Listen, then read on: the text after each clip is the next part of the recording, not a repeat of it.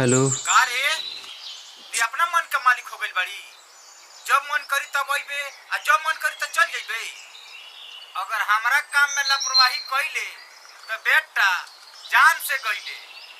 देह चोर साला, आ जल्दी। हाँ बस आओ तानी।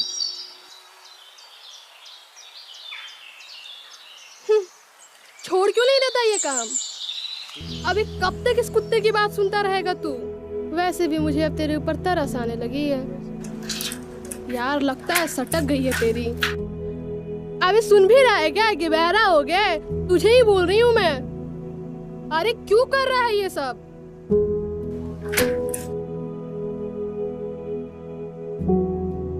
जीने के लिए कुछ तो करना होगा ना।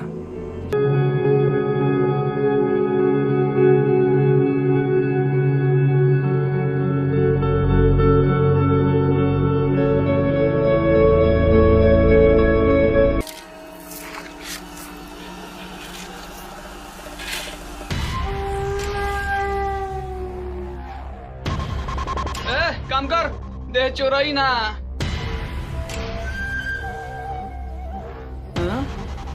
ए भैया भैया, मालिक आ गई ले। बुलाओ। ए मालिक है आई। अरे मालिक आ गई नहीं रहुआ। आई आई आई, बैठी बैठी। कुर्सी रहुए खातिर लगावल गइल बा। जा मालिक तो गिर गई।